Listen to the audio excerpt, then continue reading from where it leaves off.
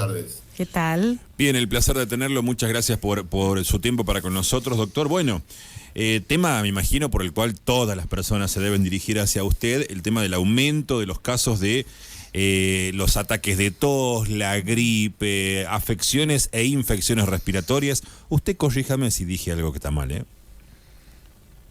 Sí, está bien. En líneas generales tenemos un aumento significativo en forma comparativa de lo que sucedió en el 2024 a lo que van las semanas epidemiológicas en la Argentina en forma actual, ¿no? Uh-huh. Estamos atravesando una temporada con una alta circulación de virus respiratorios, especialmente la influenza H1N1, el virus sincitial respiratorio, con un impacto significativo en la salud pública en lo que vamos teniendo en el año 2025. Esto modo colación para darle nombres a los verdaderos actores que son estos, ¿no? Que son las enfermedades víricas, y es un poco lo que sucede todos los años.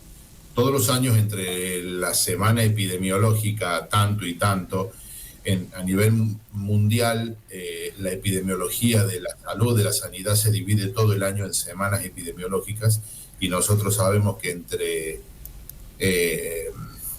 final de mayo y julio vamos a tener el mayor número de estas infecciones respiratorias. En nuestro caso, en nuestro hemisferio, en esa fecha sucede, en el otro hemisferio sucede principalmente fin de noviembre, diciembre y hasta febrero.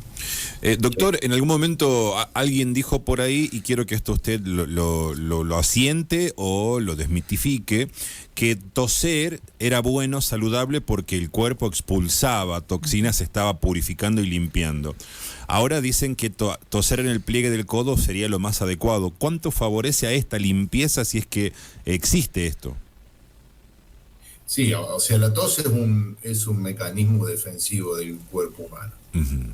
La velocidad que las partículas salen en la tos o en un estornudo realmente se cuentan en kilómetros, pero lo importante es que nosotros eliminamos, es como que limpiamos el filtro, ¿no? Nosotros cada vez que respiramos, inhalamos aire y podemos inhalar partículas de bacterias, hongos, polen, tierra en suspensión, cenizas volcánicas, virus.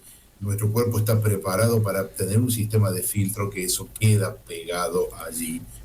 Y la tos o el estornudo lo estimula como para expulsarlo. Más de una vez nos habrá pasado que entramos a un ambiente o levantamos algo que tenía tierra y empezamos a estornudar. Esto es más o menos lo mismo. ¿Qué es lo que sucede? Nosotros tenemos un aumento significativo en las poblaciones. En la época del año estamos hacinados en nuestro trabajo en oficinas en la cual compartimos espacio, lugar con otras personas, y el hecho de tener un integrante en el trabajo, en la familia, en el colegio, en la guardería, en nuestro trabajo, en la radio, que esté pasando un proceso respiratorio, tengo altas probabilidades de que el virus llegue hacia mí por este simplemente hecho de respirar. De ahí la importancia del barbijo, ¿no? Uh-huh.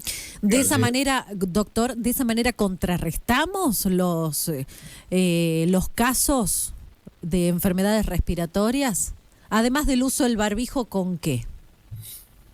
No, lo más importante acá es el uso del barbijo. Uh-huh. Nosotros vamos a ver, por supuesto que tenemos que vacunarnos, eso no lo discutimos, o sea, ha caído mucho, en líneas generales ha caído mucho los niveles de vacunación. Ya en los últimos años parece que la gente se acobardó un poquito con el tema de las vacunas y todo lo que fue la pandemia del COVID-19, que es totalmente explicable como parte del trauma psíquico y físico que produjo esas infecciones en todo el mundo. Pero tenemos que volver, porque la mejor forma de prevenirlo es a través de las vacunas.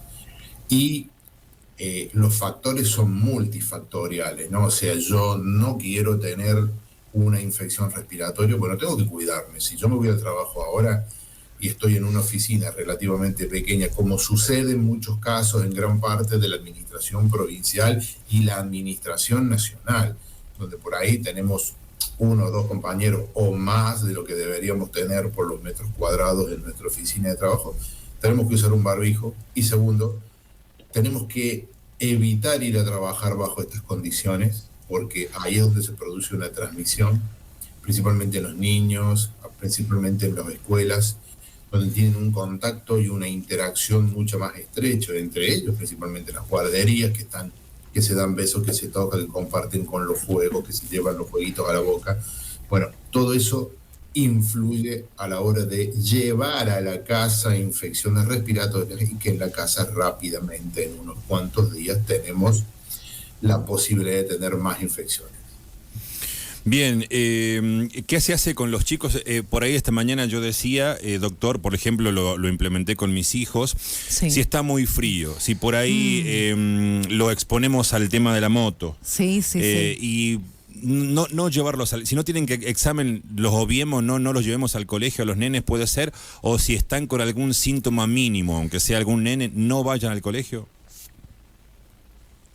Bueno, el frío no es un impedimento para cumplir con la actividad académica en cualquier nivel de nuestro país, ¿no? O sea, si nosotros tenemos una situación de 10 grados bajo cero, con nieve, bueno, podemos llegar a considerarlo y podemos optar a dar una clase híbrida a través del método que nosotros nos estamos comunicando en este momento, ¿no? Pero en líneas generales, los chicos, el ser humano en general, tiene que tener contacto y experiencia con esta gente. Bien. Que nosotros tenemos que tener experiencia en nuestro cuerpo de qué es lo que pasa en invierno, de qué es lo que pasa en primavera, en otoño, en verano. Evidentemente que no me voy a exponer mal abrigado, ¿me entiendes? Recién bañado y con los pelitos mojados para salir en una moto que me lleven al colegio. Todo eso tengo que prevenirlo. Pero es mucho más importante la vida de sociedad, el crecimiento armónico que tiene que tener una persona en su trabajo, en su escuela, en este caso, que una infección respiratoria que en la mayoría de los casos es pasajero en esta población que estamos hablando, pero que sí tenemos que tener mucho cuidado. En el mismo mensaje que nosotros dábamos 4 o 5 años ya con la presencia del COVID, de tratar de salvaguardar a las personas con comorbilidades y mayores de 65 años, donde estas enfermedades tienen su mayor impacto. Claro, así es. Bueno, estamos dialogando con el doctor Claudio Estrasorier, que es médico infectólogo y además docente universitario. Claudio, ¿qué es el virus sincitial respiratorio que usted al principio de esta entrevista lo mencionó? Es un virus más. Nosotros tenemos, así como el virus de la influenza, que Sí. es la verdadera vedette en el invierno, el virus sincitial respiratorio como el paramyxovirus y otros virus respiratorios, están dentro de los gérmenes que con mayor frecuencia producen infecciones respiratorias. Es un virus, podríamos llegar a decir, menos complejo a lo que es el virus de la influenza, que nos da una infección sistémica y que puede ser grave en algunas poblaciones, como la que yo le mencionaba, ¿no? Personas con comorbilidades, diabéticos, el tabaquista, el paciente asmático, el paciente insuficiente renal, todos estos, el paciente obeso, el paciente hipertenso y con una enfermedad cardiovascular conocida, todos estos pacientes tienen que vacunarse. Disponemos vacunas para prevenir principalmente la influenza y la neumonía por neumococo, y con estas medidas, como un poco que hemos estado hablando recién, yo creo que podemos pasar un buen invierno, ¿entiendes? O sea, la gente tiene que saber que esto no me tiene que alarmar, pero que tengo que tener información, que tengo que tener un plan de vacunación al día. La Rioja siempre en los últimos años ha mostrado una robustez en su sistema de prevención de enfermedades, o sea, la vacunación en La Rioja es muy buena, está bien aceitado tanto en capital como en el interior. Aprovechemos esto porque no es necesario llevar una orden para vacunarse. Yo simplemente me tengo que presentar con mi documento, ahí se carga a nivel del Sistema Sanitario Nacional y veo las vacunas que tengo y me van a sugerir cuáles son las vacunas que puedo colocarme.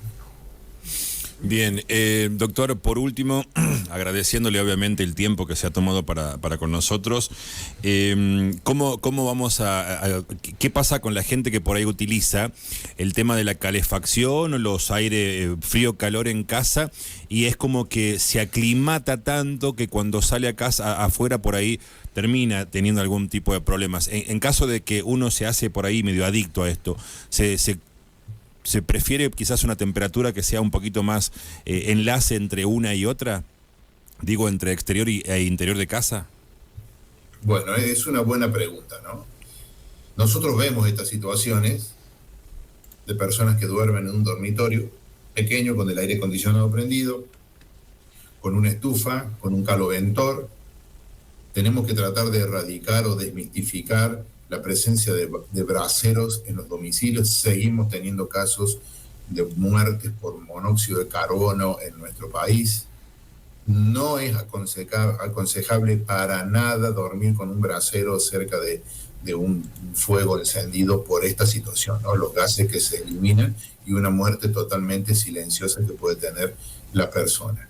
Pero lo ideal y lo recomendable es climatizar una habitación y después, si es una noche muy fría, si en este momento estoy viviendo en un departamento que alquilo o en una casa, aclimatarlo durante 1 hora, 2 horas que esté calentito y después abrigarme y irme a dormir, tal vez con un chalequito, con una de polar, porque dormir toda la noche a una temperatura de 32, 33 grados, nosotros vemos muchos casos la presencia de infecciones respiratorias luego de estos acontecimientos.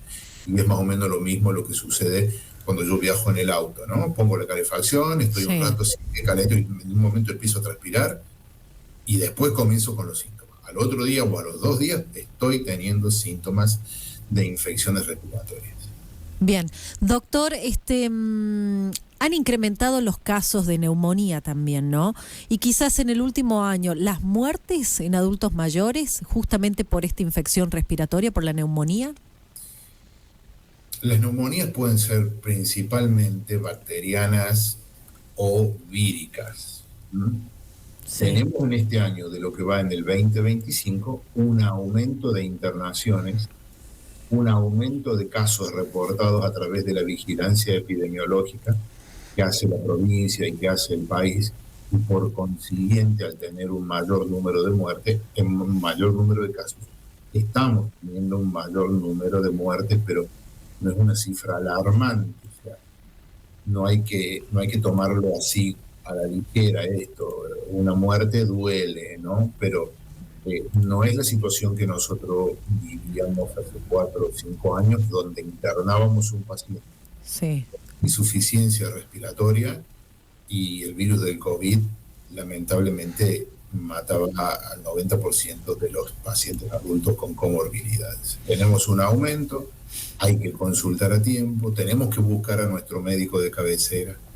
Eso es muy importante. La población tiene que saber que no voy a hacer buena medicina y no es quererme ni cuidarme, asistir a una guardia, asistir o llamar a un sistema de emergencia donde no es mi médico de cabecera, donde no me conoce, donde me puede sacar del paso ante una urgencia y ante una emergencia, pero quien verdaderamente me conoce, que es como el director técnico o el manager de mi cuerpo, de mi vida, de mi salud, es el médico de cabecera. Allí es donde nosotros tenemos que consultar y tratar de evitar estas grandes aglomeraciones que por ahí encontramos en los centros sanitarios, donde tenemos que dividir la atención a quienes son sintomáticos respiratorios y a quienes no, porque no podemos poner en una misma sala de espera a alguien que viene a consultar por un traumatismo, a alguien que está posiblemente con una virosis, con una gripe,